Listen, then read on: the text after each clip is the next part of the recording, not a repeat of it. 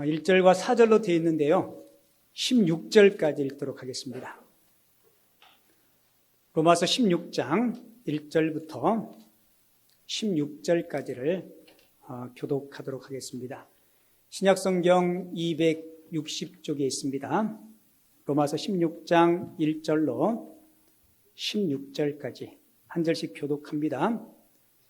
내가 겐그레아 교회의 일꾼으로 있는 우리 자매 베베를 너희에게 추천하노니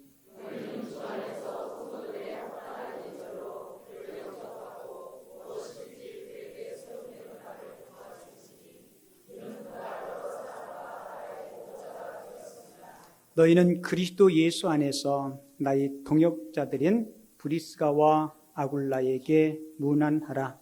그들은 내 목숨을 위하여 자기들의 목까지 내놓았나니 나뿐 아니라 이방인의 모든 교회도 그들에게 감사하느니라. 또 저희 집에 있는 교회에도 문안하라. 내가 사랑하는 에베네도에게 문안하라. 그는 아시아에서 그리스도께 처음 맺은 열매니라. 내 친척이요 나와 함께 갇혔던 안드로니고와 유니아에게 문안하라. 그들은 사도들에게 존중이 여겨지고 또한 나보다 먼저 그리스도 안에 있는 자라. 그리스도 안에서 우리 동역자인 우르바노와 나의 사랑하는 스다구에게 문안하라.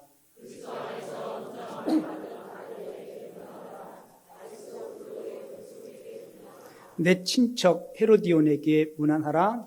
나게수의 가족 중 주 안에 있는 자들에게 문안하라.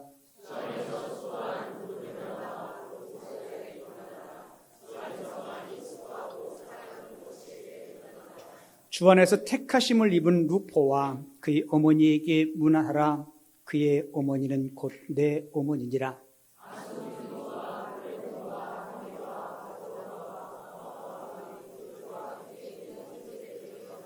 15절, 16절 같이 읽습니다. 블롤로고와 율리아와 또 레레오와 그의 자매와 올름바와 그들과 함께 있는 모든 성도에게 문안하라. 너희가 거룩하게 입맞춤으로 서로 문안하라. 그리스도의 모든 교회가 다 너희에게 문안하느니라. 아멘. 오늘 읽은 로마서 16장을 가지고 신앙의 이력서라는 제목으로 하나님의 말씀을 함께 나누도록 하겠습니다. 여러분, 과거에 학교 다닐 때 중간고사도 있고 기말고사도 있고 이렇게 얼마만큼 학업의 성취도가 있는지를 평가하기 위해서 시험이라는 것을 아마 치러보았을 겁니다. 초등학교 자연시험에 이런 문제가 나왔어요. 여러분들도 한번 풀어보세요. 곤충을 세 부분으로 나누면 뭐예요? 정답은 머리, 가슴, 배입니다. 그런데 철수는 답을 이렇게 썼어요. 죽는다. 곤충을 세 부분으로 나누면 죽는다. 이 답이 맞아요, 안 맞아요? 맞아요? 여러분들이 철수랑 똑같네요. 철수가 공부를 제대로 했을까요? 안 했을까요? 이건 철수 생각이죠. 그죠? 곤충을 머리, 배, 가슴 자른다는 이야기가 아니죠. 그죠? 곤충을 어떻게 구분한다고요? 머리, 가슴, 배 이렇게 구분하는데 철수는 공부를 제대로 하지 않은 것 같아요. 그러니까 자기 생각으로 곤충을 세 부분으로 나누면 죽는다. 그래도 감사한 게 돼진다 이렇게 안 써가지고 감사하죠. 여러분, 한자말에 호사유피 인사유명이라는 말이 있죠. 호랑이는 죽으면 가죽을 남기고 사람은요 이름을 남긴다. 여러분, 우리 인생의 평가는 어떠해야 할까요? 우리가 한 달을 살면 한 달을 평가하고 1년을 살면 1년을 평가하고 한 생애를 살면 한 생에 대한 평가가 있을 겁니다. 우리가 살면서도 평가를 받고요. 한 생애를 마치고도 평가를 받고 그래요. 여러분들이 자라는 여러분들의 자식들, 여러분들의 가족들, 교우들, 여러분들의 직장의 동료들, 여러분들을 알고 있는 사람들이 여러분들을 아마 나름대로 평가를 할 거예요. 때로는 성실한 분, 진실한 분, 아니면 나쁜 놈, 사기꾼. 어떤 사람은 이렇게 평가하더라고요. 저런 사람은 왜 귀신도 안 잡아가는지 모르겠다고. 그렇게 평가받는 사람이 있어요, 없어요? 있습니다. 사회에 꼭 필요한 사람이 있고, 있으나 마나한 사람이 있고, 있어서는 안 될 사람이 있고, 이런 평가를 받아요. 여러분, 로마서가 16장으로 구성되어 있는데요. 로마서의 중요한 내용들은 15장으로 끝납니다. 그리고 16장은 부록과 같이 기록된 말씀이에요. 복음의 핵심을 바울은 로마서 15장까지 다 정리하고 끝나요. 근데 굳이 16장을 기록한 이유가 무엇일까? 아마 바울은 어쩌면 로마서 15장까지 쭉 기록하고 이 정도면 내가 충분히 복음의 본질과 복음의 핵심에 대해서 기록했으니까 이 정도면 끝나도 되겠다. 아마 편을 놨다가 아니지. 내가 이 부분을 반드시 기록해야 되겠다라고 다시 펜을 들고 기록한 게 로마서 16장이에요. 우리 함께 16절까지 읽었는데 읽으면서 전혀 생소한 이름들이 많이 등장하죠. 발음하기도 힘들고 처음 접하는 그런 사람들. 여러분, 이 모든 사람들이 바울의 선교와 바울의 목회에 정말 도움을 주었던, 그러니까 꼭 감사하고 그 고마움을 표현해야 되는 사람들을 바울이 부록 16장에 기록합니다. 여러분, 로마서 16장에 등장하는 바울의 동역자들, 그들의 신앙은 너무 아름다워요. 본문에 제가 한번 몇 명이나 등장하는지 제가 로마서 16장을 쭉 읽으면서 이렇게 발을 정자로 표시해 봤어요. 최소한 36명 이상이 등장합니다. 그리고 그 중에 9명은 여성이에요. 여러분, 그 당시 2000년 전에 여성의 인권, 여성의 지위는 있었을까요? 없었을까요? 여러분, 거의 없었습니다. 사람 취급도 받지 못하던, 여성이 차별받던 그 시대에 바울이 선교 사역에 적극적으로 도왔던 여성이 35명 가운데 9명의 이름들이 등장하고 있어요. 특별히 로마서 16장을 시작하면서 가장 먼저 바울이 소개한 사람이 누구예요? 베베라는 여자 성도입니다. 1절 한번 볼까요? 본문 1절에 보면 이렇게 시작하죠. 내가 겐그레아 교회의 일꾼으로 있는 우리 뭐라 얘기해요? 자매 베베. 성과 이름이 똑같아요. 그죠? 성이 뭐예요? 이름은요?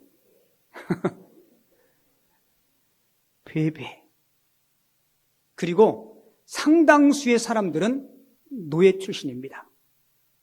그런데 각자를 소개하면서 사도 바울이 그들을 수식하는 용어들이 있어요. 수식하는 용어들이 너무 매력적이고 너무 멋있어요. 제가 이름은 거론하지 않고 바울이 그들이 동역자들을 소개할 때 그들이 수식어를 여러분들에게 소개해 드릴게요. 교회의 일꾼, 나의 보호자, 나의 동역자, 심지어 내 목숨을 위하여 자기들의 목까지 내놓은 사람, 여러분을 위하여 많이 수고한 자, 함께 감옥에 갇힌 자, 주 안에서 사랑하는 자, 그리스도 안에서 인정을 받은 자, 주님만을 믿고 따르는 사람, 주님께 선택받은 사람, 더 많이 수고한 사랑하는 자매, 이 편지를 대표해 주는 자, 자기 집을 교회로 제공한 자, 성도들을 따뜻하게 대접하는 자. 여러분, 너무너무 아름다운 수식어죠. 한마디로 이야기하면 믿음의 영웅들입니다. 그래서 어느 설교가는 로마서 16장을 일컬어서 은하수의 복음이라고까지 그렇게 표현하더라고요. 밤하늘의 별처럼 교회를 위해서, 사도 바울의 선교 사역을 위해서 이름 없이 빛도 없이 그 선교 사역에 헌신했던 이 많은 사람들. 그럼 바울이 로마서 16장을 기록해야 되겠죠. 그죠? 15장으로 마치려고 하다가 16장에 너무너무 고맙고 감사해서 사랑하는 성도 여러분, 저와 여러분들에게 사도 바울이 우리에게 신앙의 어떤 수식어를 붙인다면 뭐라고 붙일 것 같아요? 로마서 16장에 사도 바울이 지금 이 시대에 있다면 저와 여러분들의 이름을 로마서 16장에 함께 소개할까요? 여러분 참 뜻깊은 질문 같아요. 저에게도 여러분에게도. 저는 설교 준비하면서 그 질문을 저에게 해봤고 우리 성도님들에게 한번 적용해 봤어요. 근데 저는 결론적으로 제가 이렇게 답을 했어요. 충분히 우리 김포 남현교회와 함께 예배한 우리 모든 성도들 로마서 16장에 그 이름이 기록될 만한 충분한 가치가 있는 분들이다. 아멘 안 할 줄 알았어요. 왜요? 우리는 늘 하나님 앞에 우리 자신을 비춰보면 늘 부족한 게 많아. 내 인생의 뒤안길을 뒤돌아보면 참 보람있고 행복하고 좋은 열매들이 있었을 때도 있었지만 그렇지 않고 아쉬운 점들이 많아. 솔직히 그래요 안 그래요?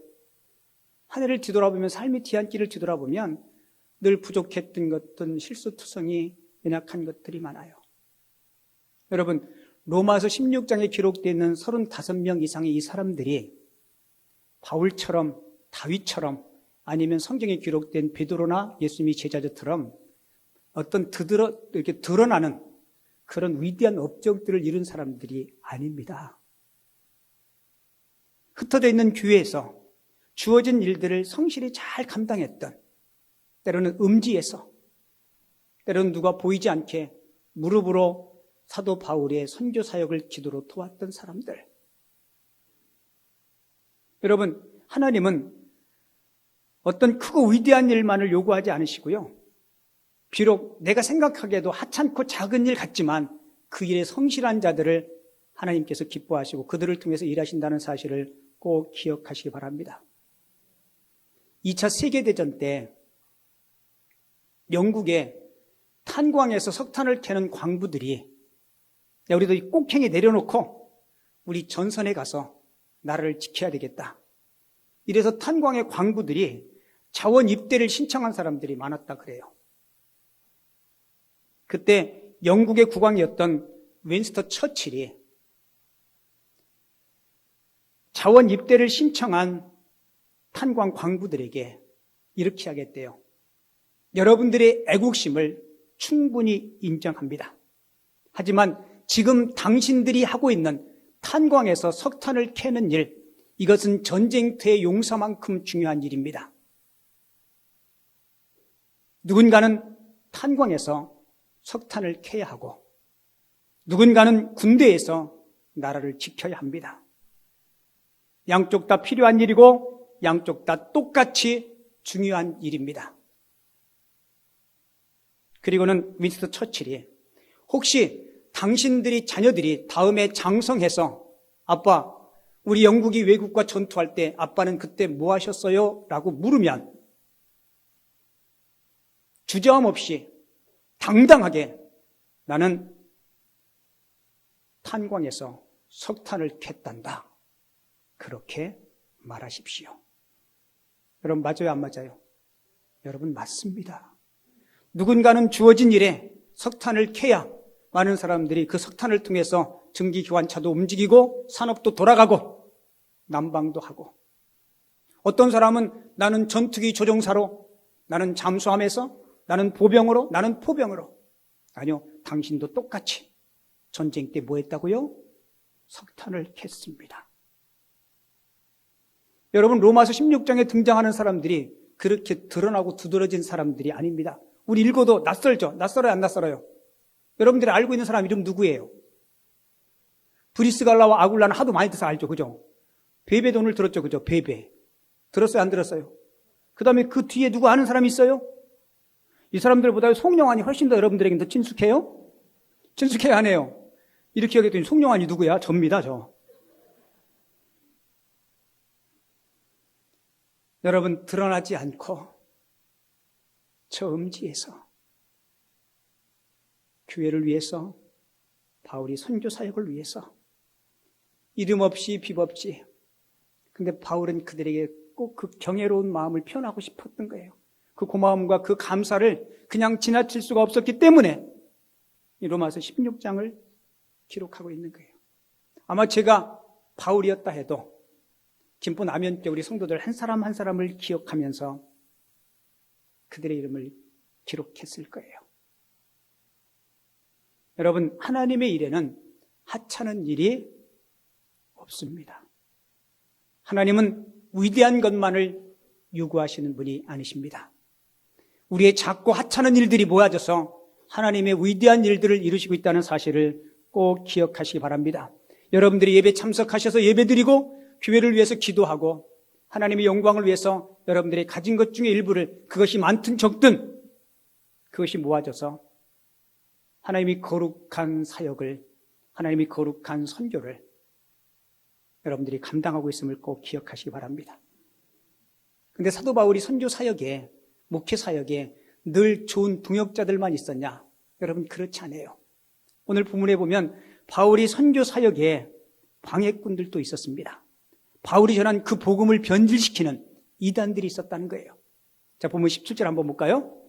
본문 17절에 보면 바울이 고마웠던 사람들을 쭉 소개하고는 로마교회 성도들에게 권면을 하여 17절, 형제들아 내가 너희를 권하노니 너희가 배운 교훈을 거슬러 분쟁을 일으키거나 거치게 하는 자들을 살피고 그들에게서 뭐라고 얘기해요? 떠나라라고 이야기하죠. 근데 바울이 진짜 인격자예요. 바울의 복음 사역에 방해했던 사람들, 그들의 이름을 거론합니까? 안 합니까? 안 해요. 여러분, 그들의 인권을 보호하기 위해서 무기명으로 이야기합니다. 다시 읽을게 보세요. 17절, 형제들아 내가 너희를 권하노니 너희가 배운 교훈을 거슬러 분쟁을 일으키거나 거치게 하는 뭐라게요? 그렇게 하는 자들을 살피고 그들에게서 떠나라라고 이야기하죠. 여러분 같으면 이름 쓰겠어요? 안 쓰겠어요?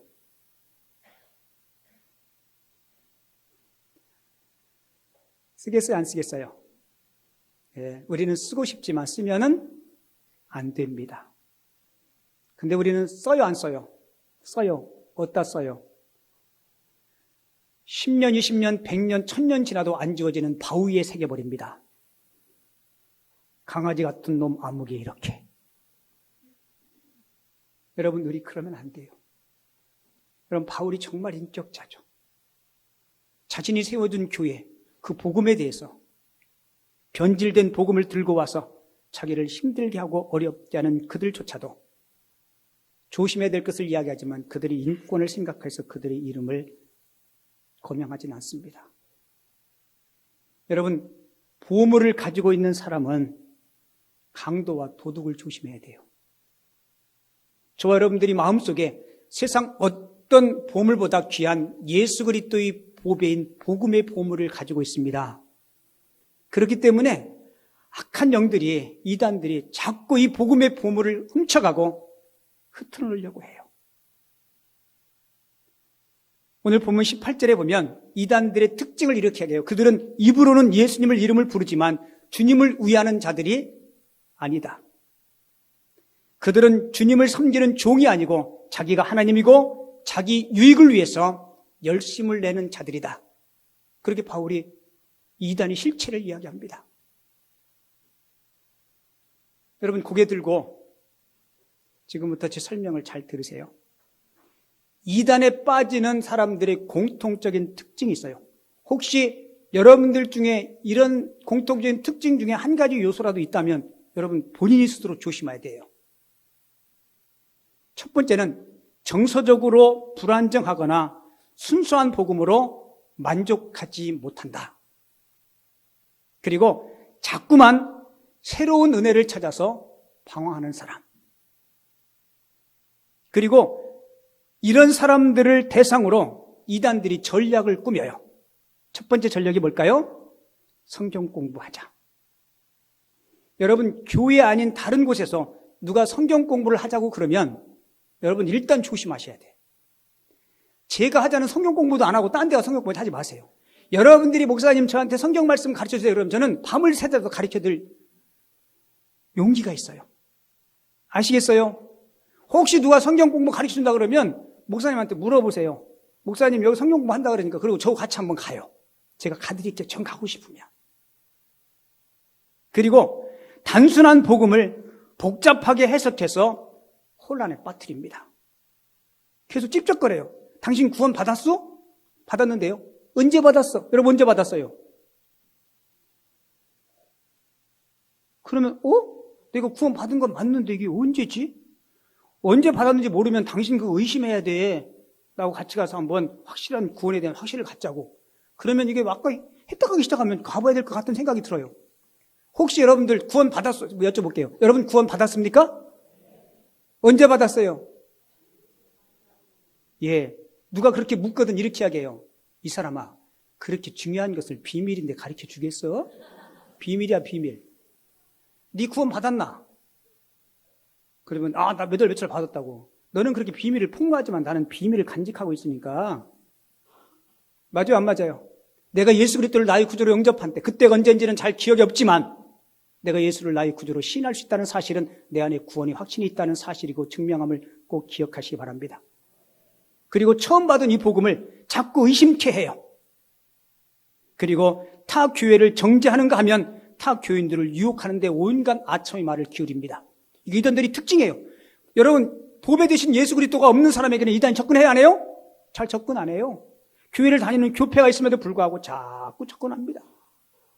로마 교회도 그런 사람이 있었어요. 바울이 열심히 세워놨는데 자꾸 사람들을 흔드는 거예요. 바울이 그들을 향해서 로마 교회 성도들에게 내린 결론이 뭐예요? 17절 잘 보세요. 17절 다시 읽을게요. 형제들아, 내가 너희를 권하노니 너희가 배운 교훈을 거슬러 분쟁을 일으키거나 거치게 하는 자들을 뭐라 그래요? 첫째, 살피고 그들에게서 떠나라. 간단해요. 살피고 아니라 그러면 뭐라고요? 상종하지 말고 떠나라는 겁니다. 여러분, 이단 처리에는 동정이나 사랑이 필요가 없어요. 바울같이 사랑이 많은 사도가 왜 그렇게 엄하게 표시할까요? 미적미적하다가 자칫 잘못하다 보면 쌓아놓았던 순수한 복음을 놓치기 때문에 그래요. 바울이 목회하고 선교하면서 로마 교회에 바울이 목회할 때 항상 두 종류의 사람이 있었어요. 17절, 18절에 등장하는 바울의 복음을 대척했던 사람들. 그런데 대다수의 많은 사람들이 바울의 복음 사역에 힘을 실어주었고 바울의 복음 사역에 걸림돌이 아닌 디딤돌이 되어주었고 바울이 복음 사역에 힘과 격려와 기쁨이 되는 많은 사람들이 있었기에 바울이 복음 사역을 성공적으로 잘 감당할 수 있었던 것입니다. 사랑하는 성도 여러분, 하나님은 저와 여러분들을 통해서 일하십니다. 아멘이십니까? 여러분 성경에 훌륭한 인물들 보세요. 그 주변에는 반드시 누가 있어요? 그를 돕는 동역자들이 있었어요. 우리나라에 기독교 복음이 들어온 지가 이제 한 130년 정도 됐습니다. 초기에 우리 한국 땅, 조선 땅에 왔던 선교사님들, 그들은 조선 땅에 목숨을 걸고 오신 분들이에요. 때로는 풍토병으로 돌아가신 분도 계시고 복음 사역을 마치고 생애 다 돼 돌아가신 분도 계시고 여러분 저기 한강변에 가면 양화진 있죠, 양화진. 그 양화진에 우리나라에 와서 복음을 전하고 돌아가신 분들이 묘역이 있어요. 어린 아이들이 풍토병 때문에 일찍 죽은 아이들이 무덤도 있고 나이가 차서 선교 사역을 마치고 돌아가신 분들도 계시고 그들의 비문을 보면요, 그들의 신앙의 이력을 참 아름답게 표현했던 비문들이 많은데 제가 몇 명의 선교사님들만 여러분들에게 소개해 드릴게요. 헐버트라는 선교사님의 묘비명을 보면 이렇게 쓰여 있어요. 나는 웨스터민스터 사원에 묻히기보다 한국에 묻히기를 원합니다. 처녀로 30년 동안 의료 선교를 감당했던 루비 캐드릭 선교사님의 묘비명에는 나에게 1000번의 생명이 주어진다 해도 그 모두를 한국을 위해 바치리라. 캐나다 간호 선교사였던 메이블이라는 선교사님의 묘비명에는 그는 자기가 할 수 있는 것을 다 했다. 조선 땅에 한국 땅에 와서 그가 할 수 있는 최선의 일을 다했다. 여러분, 너무너무 아름다운 신앙의 이력들 아닙니까? 로마서 16장에 36명의 이상들의 바울이 동역자들 이름이 기록되어 있어요. 그들은 초지일관 선교와 복음을 위해서 헌신했던 사람들입니다. 여러분, 사도 바울이 한평생 선교사로 목회자로 교회를 개척하고 복음을 전했던 사도 바울. 사도 바울에게는 흠이 있었을까요? 없었을까요? 여러분, 하나님은 흠 없는 자를 쓰시는 하나님이 아니십니다. 세상에 흠 없는 자가 어디 있어요? 여러분들이 잘 아는 아브라함, 모세, 다윗, 솔로몬, 흠 있어요, 없어요? 있습니다. 여러분에게는 흠 있어요, 없어요? 그죠? 저에게는 흠이 있어요, 없어요? 뭐 그렇게 자랑이라고 크게 얘기해요. 있어요, 있어요. 흠 없으면 사람 아닙니다. 흠 있어요. 여러분, 대사도였던 바울이요, 신약성경 27권 가운데 14권을 써요. 삼층천을 경험한 사람입니다. 심지어 사도 바울이 있던 손수건을 병자에게 덮으면 병자가 일어났어요. 이런 바울에게도 연약함과 치명적인 약점이 있어요. 지난 과거를 뒤돌아보면. 로마서 16장에 등장하는 이 사람들이 흠도 없고 점도 없게 로마서 16장에 기록되어 있느냐? 아니요. 이런 의미에서 보면 저와 여러분들도 충분히 로마서 16장에, 아니 17장에 기록된다면 충분히 기록될 자격이 있는 분들입니다. 아멘 하세요. 아멘 하세요. 사도 바울이 뭐 슈퍼스타라서 혼자 그 일 다 한 줄 아십니까? 아니요. 동역자들이 없었다면 바울 그 일 못했습니다. 바울이 마지막 운명하기 직전에 로마의 감옥에서 유언적으로 기록한 말씀이 디모데후서예요. 디모데후서에서 죽기 전에 바울은 지난 과거에 자기 치명적인 실수 때문에 그 실수를 좀 만회하고 화해하고 싶어서 디모데에게 편지를 보내면서 몇 가지 부탁을 해요. 첫 번째 부탁이 뭔지 아세요? 내가 올 때 성경 말씀을 좀 가져와라. 마지막 임종하기 직전에 감옥에서도 말씀을 읽고 싶어서 성경책을 가져오라 그래요. 두 번째 부탁이 뭔지 아세요? 드로와 가보의 집에 둔 겉옷을 가져오라 그래요. 로마의 그 차디찬 대리석 감옥이 얼마나 추웠든지 겉옷을 부탁해요. 그리고 세 번째 부탁은요, 내가 올 때 꼭 마가를 데리고 오라. 여러분이 마가가 누군지 아세요? 설명을 잘 들으세요. 바울이 사도행전 13장, 14장에서 첫 번째 선교여행을 합니다. 그때 누구를 데리고 갔냐면, 야, 잔잔한 배경음악도 깔리고 얼마나 좋은지 몰라요.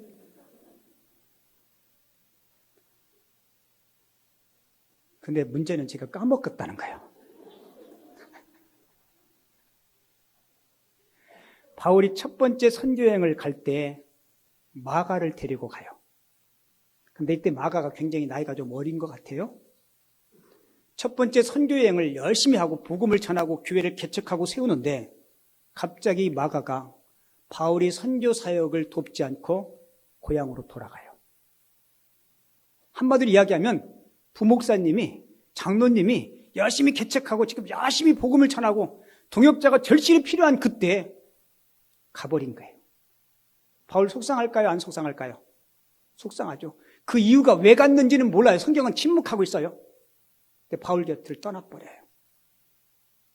바울이 첫 번째 선교여행을 마치고 두 번째 선교여행을 바울과 바나바가 같이 출발하려고 할 때 바나바가 마가를 데려가자 그래요. 바나바와 마가는 생질, 삼촌과 조카지간입니다. 그러더니 바울이 못 데리고 가겠다고 이야기해요. 왜요? 첫 번째 선교여행에 책임감 없이 자기 고향으로 돌아간 이 마가를 두 번째 선교여행에 나는 데리고 갈 수 없습니다. 근데 사도행전 19장 39절에 보면 이 일 때문에 바울과 바나바가, 성경은 이렇게 표현해요. 심히 다투어. 뭐 했다고요? 성경은 심히 다투어 그냥 이렇게 의견을 나누다가 그냥 그렇게 해라 이게 아니에요. 어떻게 했을 것 같아요? 내 생각엔 언성도 높아진 것 같아요. 어쩌면 감정도 상한 것 같아요. 내가 그렇게 믿고 신뢰했는데 최소한 헌신자라면, 최소한 신학생이라면, 최소한 목회자라면 그럴 수는 없는 거지. 첫 번째 그렇게 했는데 두 번째는 잘하겠어? 아마 여러 가지 생각들, 의견의 차이들 때문에 결국은 어떻게 된지 아십니까? 바울은 마가를 포기하고 실라를 데리고 두 번째 선교지를 가요. 바나바는 자기 조카 마가를 데리고 다른 선교지로 갑니다. 여러분, 누가 잘했냐, 잘못했느냐 생각의 차이겠죠, 그죠? 근데 바울은 마지막 죽기 전에 그때 마가를 포용하지 못했고 마가를 함께 안고 선교지에 가지 못했던 것이 늘 마음에 걸렸던 거예요. 그래서 디모데후서 4장에서 내가 올 때 마가를 데리고 오라. 왜 그랬을까요? 사람이 죽을 때가 되면 뭐 돼요? 철이 들어, 철이. 바울도 그런 것 같아요. 만약에 디모데가 마가를 데리고 왔을 때 내가 죽기 전에 꼭 너한테 하고 싶은 말이 있는데 너 그때 왜 그랬어? 내가 아무리 생각해봐도 너 그러면 안 되잖아. 그렇게 얘기했을까요? 아니요. 틀림없이 여러분 나이 먹어서 순교 직전에 있으면 얼마나 몸이 힘이 없겠어요. 바울이 그 가슴으로 이 마가를 꼭 껴안고 미안해. 그때는 내가 생각이 짧았어. 용서해줘. 여러분 그 일을 위해서 마가를 부른 거예요. 여러분 이 바울이 디모데후서 16장을 기록하면서 한 사람 한 사람을 기록하면서 그들에 대한 고마움, 때로는 그들이 바울의 마음을 아프게 한 적도 분명히 있었을 거예요. 하지만 그들의 허물과 그들의 단점들은 다 뒤로 내려놓고 그들이 주의 복음과 목회와 교회를 위해서 헌신했던 아름다운 모습들을 성경에 소개하고 있지 않습니까? 특별히 로마서 16장 36명 이상의 사람을 소개하면서 가장 먼저 등장하는 사람이 누구라 그랬어요? 베베. 베베는요, 이름 기억하기도 좋아요. 제가 다음 주에 분명히 물어볼 겁니다. 성과 이름이 똑같은 사람. 베베. 베베의 이름의 뜻이 뭔지 아세요? 같이 볼게요. 빛난다. 베베의 이름의 뜻이 뭐라고요? 빛난다. 정말 그는 그의 이름값처럼 사도 바울이 목회에 빛을 발했던 사람이에요. 그것도 여성이 사회적인 제약이 많았던 그 시대에 바울은 그를 소개하면서 뭐라고 소개한지 알아요? 이렇게 소개해요. 나의 보호자였다라고. 뭐라고요? 보호자. 여러분, 목회의 보호자로서 하나님이 이 베베를 들어서 사용한 거예요. 어떻게 여성이 그 당시에 제약적인 요소가 많았을 텐데 어떻게 사도 바울이 보호자가 되었을까? 여러분, 이거 원어적인 의무 보호자는요, 군사적인 용어로 방패라는 뜻입니다. 무슨 뜻이요? 방패. 사도 바울의 방패 역할을 감당했다는 겁니다. 여러분, 성경을 보면 베베가 어디 출신인지 오늘 본문 한번 보세요. 그가 어느 교회 출신이에요? 자, 내가 겐그레아 교회의 일꾼으로 있는 우리 자매 베베를 너희에게 추천하노니, 그렇게 하게요. 자, 겐그레아 교회에서 사도 바울이 어떤 일을 당할 때 이 베베가 바울의 보호자가 되었을까?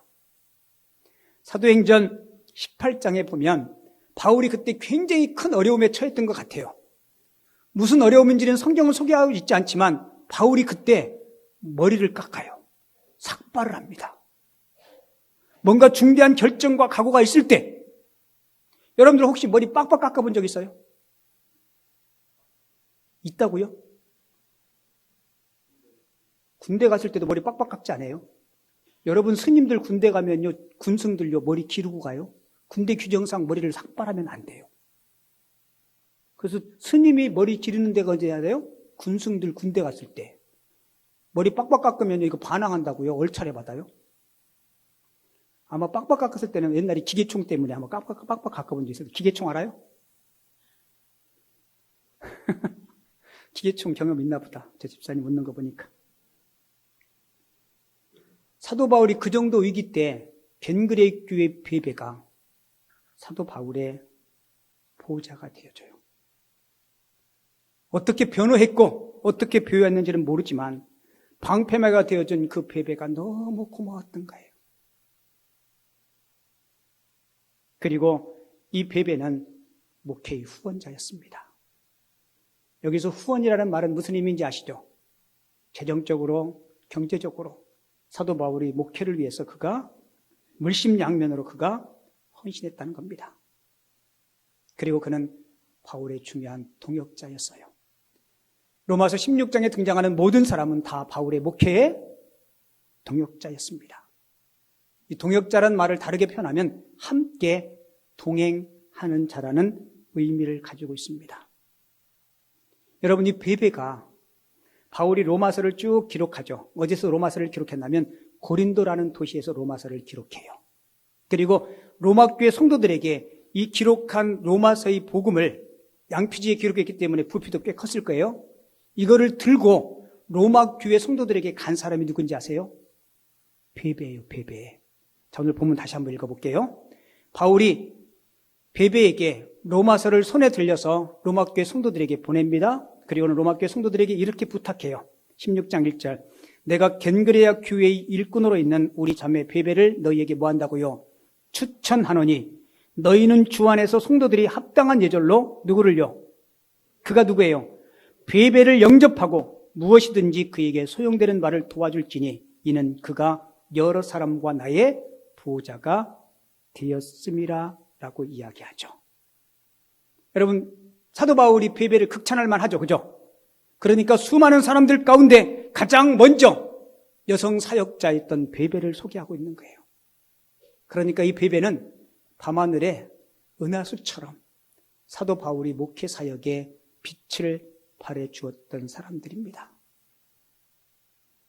그러니까 부록으로 16장을 기록하면서, 이건 제 생각인데요, 1장부터 쭉 복음을 전하면서 바울의 마음속에는 감격이 가득했을 거예요. 그런데 마지막 16장을 기록하면서 얼마나 마음이 따뜻했을까. 고마웠던 사람들 한 사람 두 사람 그들의 이름을 기록하면서 함께 고생했고 함께 매도 맞고 함께 울고 함께 굶기도 하고 함께 감옥에도 갇혔고 동고동락을 같이 했던 그들, 이 모두는 사도 바울에게 동지였고 친구였고 동역자였고 동반자였습니다. 심지어 본문 4절에 보세요. 브리스가와 아굴라를 소개하면서 뭐라고 소개해요? 자, 보면 3절 4절. 너희는 그리스도 예수 안에서 나의 동역자들인 브리스가와 아굴라에게 문안하라. 4절 같이 읽어요. 시작. 자기들의 목까지 내놓았나니 나뿐 아니라 이방인의 모든 교회도 그에게 감사하느니라. 할렐루야. 여러분, 사도 바울이 능력이 많아서가 아니고 이런 헌신하는 동역자들이 있었기에 3번에 걸친 멋진 선교 여행에서 승리한 줄을 믿습니다. 제가 우리 교회를 섬기면서 우리 동역자들을 한 사람 두 사람 생각해 보면서 너무너무 여러분들에게 감사한 거예요. 여러분들이 없었더라면 우리 김포 남현교회가 이만큼 세워졌겠습니까? 아니요, 감당할 수 없습니다. 여러분들의 작은 기도, 작은 섬김, 여러분들의 예배, 이 모든 것들이 로마서 16장에 기록되어 있는 음지에서, 숨은 곳에서 헌신하는 성도들처럼 여러분들의 이름이 하늘의 생명책에, 상급책에 아름다운 은하수의 별처럼 아름답게 기록될 줄을 믿습니다. 혹시 홍정길 목사님이라고 아시나요? 홍정길 목사님이 서울에서 아주 큰 교회 훌륭한 목회를 잘 하셨는데, 교회 개척 초기에 여러분 옛날에는 통금이 있었죠. 통금 어기면 어떻게 돼요? 파출소에 붙들려 갑니다. 홍정길 목사님이 개척 초기에 장로님 2분과 토요일날 신방을 하다 보니까 너무 늦게까지 신방하고 오는 길에 통금 사이렌이 울리는 거예요. 그래서 경찰에 붙들려가지고 파출소에 끌려갔답니다. 그랬더니 두 분이 장로님이 사실은 이분은 우리 교회 목사님이시고 내일 주일이라 설교해야 되는데 우리 둘만 붙잡아 놓고 목사님을 보내주시면 안 되겠냐고. 우리가 볼모로 잡혀있을 테니까 제발 목사님을 보내주셔서 내일 설교할 수 있게 해달라고. 그 이야기를 듣고 파출소에서 목사님을 보내줬는데 이 목사님이 파출소 문을 나오면서 얼마나 마음에 감개무량한지 그러면서 마음으로 이분들이 진정한 나의 통역자이구나. 이분들이 진정한 나의 신앙의 친구이구나. 그분들과 함께 교회를 아름답게 잘 세운 거예요. 여러분의 김포 남현교회 성도님들이 여러분 많이 계십니다. 우리 모두가 서로가 서로에게 걸림돌이 되지 맙시다. 서로가 서로에게 복음을 위해서, 선교를 위해서, 하나님의 거룩한 사역을 위해서 내가 무릎 꿇고 나다짐으로 나를 딛고 올라갈 수 있는 디딤돌이 역할을 하십시다. 서로가 보호자가 되어주시고 협력자가 되어주시고 서로가 아름다운 신앙의 친구 되어서 오늘 본문에 소개되는 많은 사람들처럼 밤하늘의 은하수같이 신앙의 아름다운 이력들을 남길 수 있는 복된 성도님들 다 되어줄 수 있기를 주님의 이름으로 축원을 드립니다.